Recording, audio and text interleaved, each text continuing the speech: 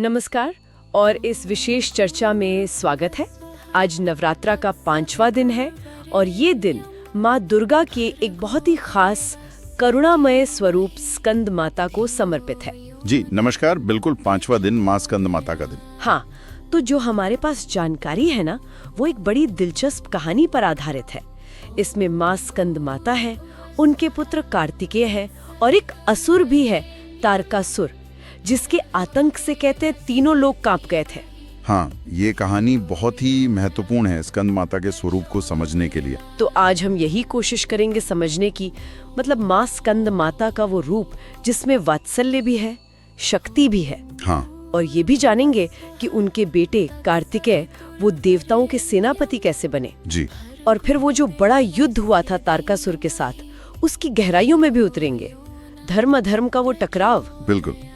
कहानी की शुरुआत असल में एक वरदान से होती है।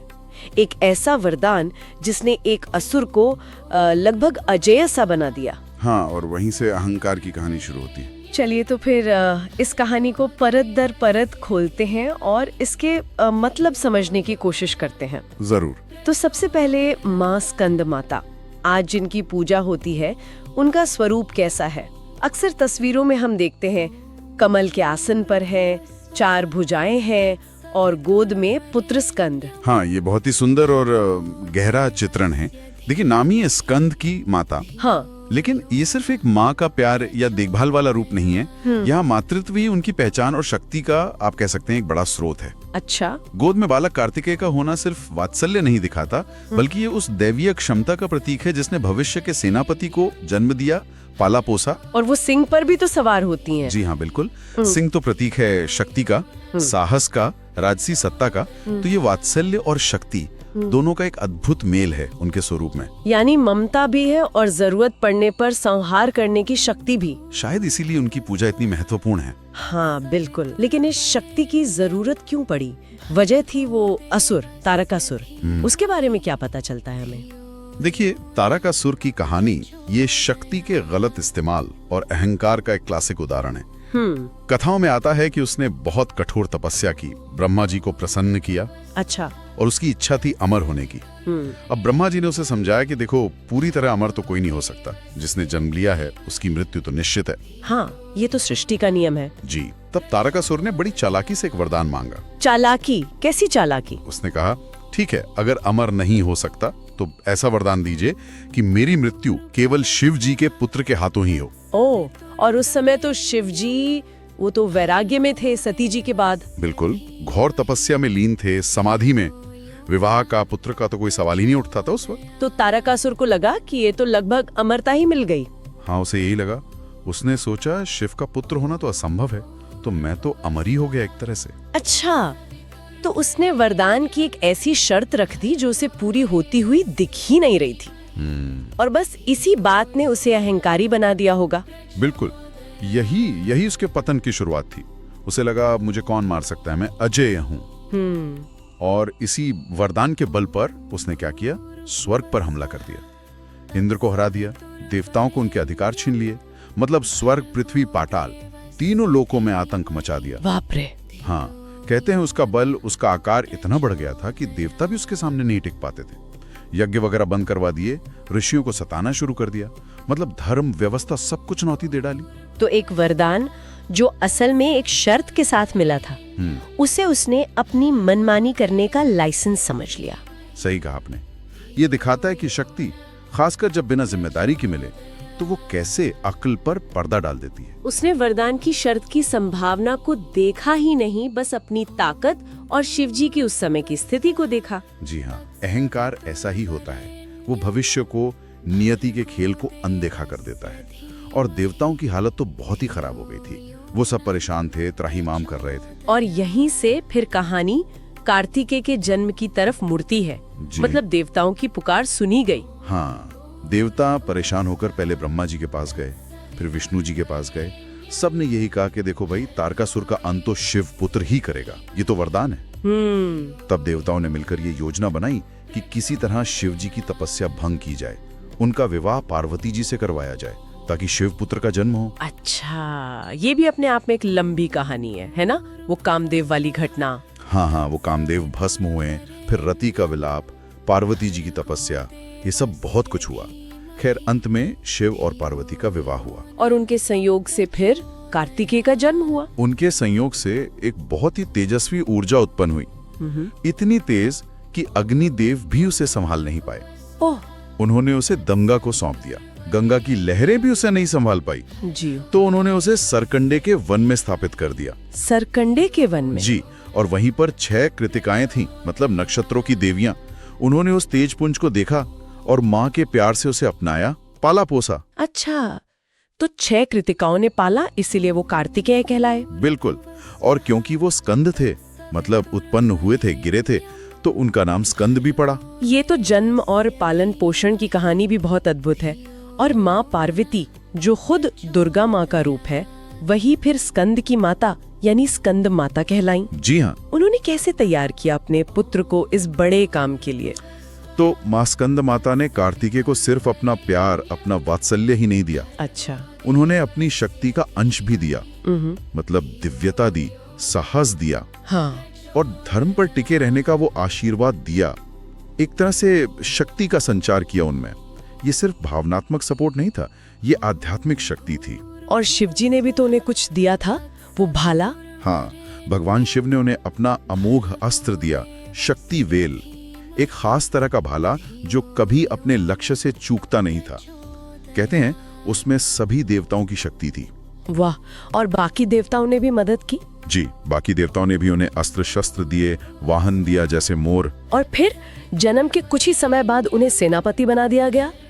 इतनी कम उम्र में इतनी बड़ी जिम्मेदारी। हाँ, उनकी दिव्यता और उनका जो उद्देश्य था वो इतना साफ था कि उम्र कोई मायने नहीं रखती थी। उन्हें देवताओं की सेना का सेनापति चुना गया और लक्ष्य एक ही था, तारकासुर का अंत, धर्म की स्थापना। तो मतलब तारकासुर के वरदान की शर्त पूरी हो गई थी, शिवपुत्र आ चुके थे।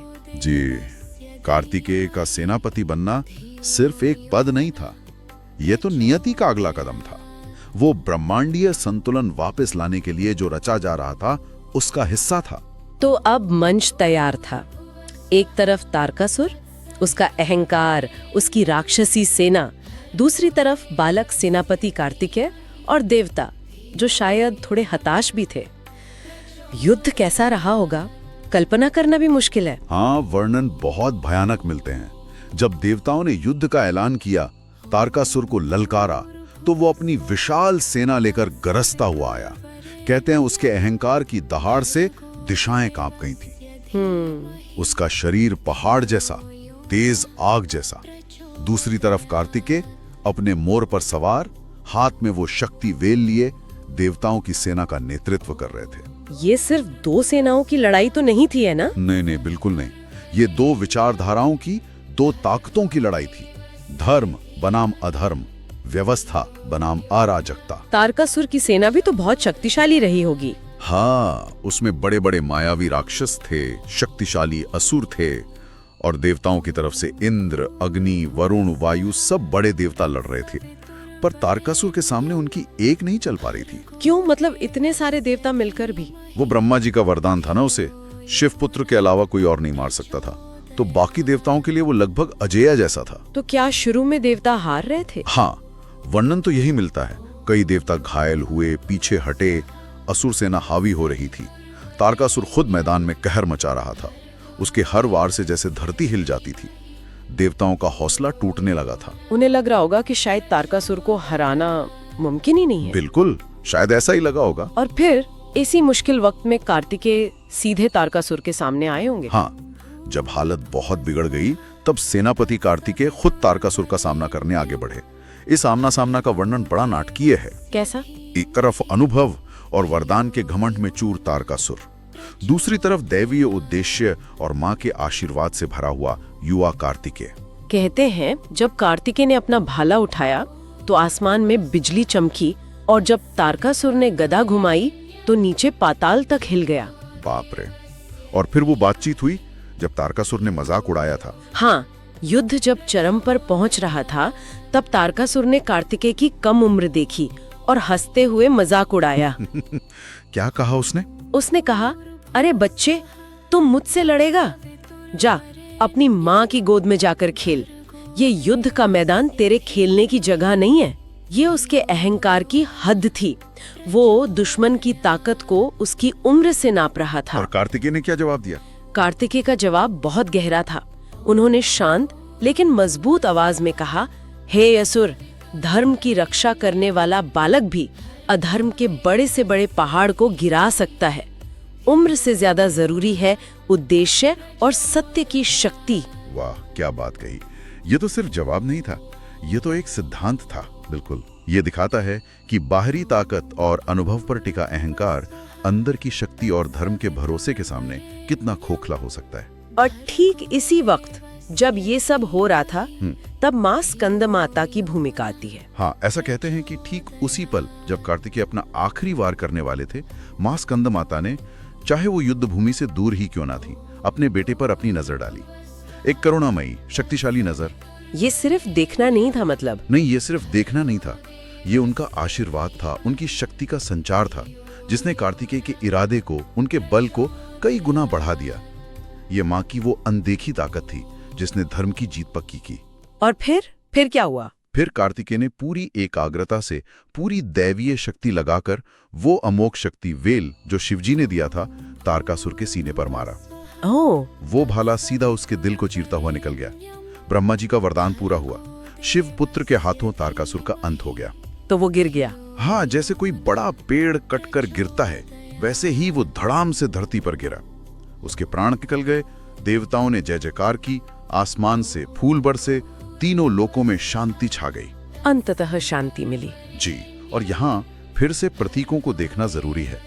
तारकासुर का गिरना सिर्फ एक असुर का मरना नहीं था। हाँ, ये तो अहंकार की हार थी। बिल्कुल, ये उस सोच की हार थी जो मानती है कि ताकत या कोई खास वरदान उसे नियम कानून, धर्म से ऊपर बना देता है। और कार्तिकेय की जीत? कार्तिकेय की जीत थी युवावस्था की, साहस की और दैवीय उद्देश्य की जीत। और माँ स्कंद माता का वो आशीर्वाद उस निर्णायक मोड़ पर यह दिखाता है कि कैसे दैवीय ऊर्जा और माँ का प्यार मिलकर नामुमकिन लगने वाले काम को भी मुमकिन बना देते हैं।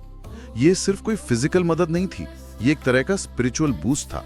तो अगर हम इस पूरी कहानी का सार निकालें तो क्या खास संदेश मिलते हैं हमें? देखिए, संदेश तो कई हैं और बहुत गहरे हैं। पहला तो यही कि अहंकार विनाश लाता है, चाहे आपके पास कितनी भी ताकत या वरदान क्यों ना हो। तारकासुर इसका सबूत है। सही बात है। दूसरा, धर्म की रक्षा के लिए उम्र या अनुभव से ज्यादा जरूरी है आपका उद्देश्य कितना पवित्र है, आपका इरादा कितना पक्का है। कार्तिक इसका प्रतीक है। और तीसरा, जो आज नवरात्रि के 5वें दिन के लिए सबसे खास है, वो ये कि मातृत्व, माँ का रोल सिर्फ प्यार और पालन पोषण तक ही नहीं है। हाँ। ये एक बहुत बड़ी शक्ति का स्रोत भी है, जो अपनी संतान को सही रास्ते पर चलने और अधर्म को मिटाने की प्रेरणा भी देती है और ताकत भी। माँ स्कंद माता इसी शक्ति का रूप है। ये बात बहुत अहम है कि माँ का रूप सिर्फ कोमल नहीं, शक्ति का भी प्रतीक है। स्कंद माता हमें यही याद दिलाती है। जी हाँ। ये युद्ध ये भी दिखाता है कि जब बुराई बहुत ज्यादा बढ़ जाती है तो डिवाइन पावर्स, दैवी शक्तियाँ संतुलन बनाने के लिए दखल देती हैं, और अक्सर ऐसे तरीकों से जिनकी हम उम्मीद नहीं करते, जैसे एक बच्चे को सेनापति बनाकर। बिल्कुल। और ये कहानी हमें अपने अंदर झांकने के लिए भी कहती है। कैसे? हम सबके अंदर भी तो अहंकार, अज्ञान या अन्याय जैसे तारकासुर हो सकते हैं ना? हाँ, हो सकते हैं। उन्हें हराने के लिए हमें अपने अंदर के कार्तिकेय को जगाना होगा। मतलब साहस, समझ, सही इरादा।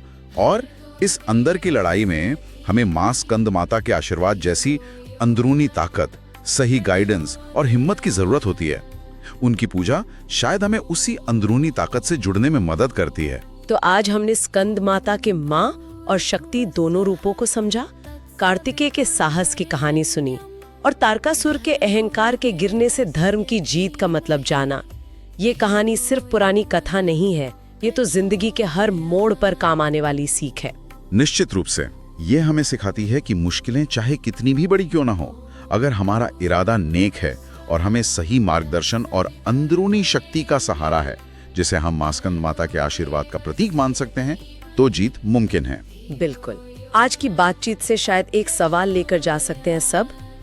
हमारी अपनी जिंदगी में ऐसी कौन सी मुश्किलें या बुरी आदतें हैं जिन्हें हराने के लिए हमें स्कंद माता जैसी अंदरूनी शक्ति और कार्तिकेय जैसे पक्के इरादे की जरूरत है। इसी विचार के साथ आज की ये गहन पड़ताल यही समाप्त करते हैं। जी।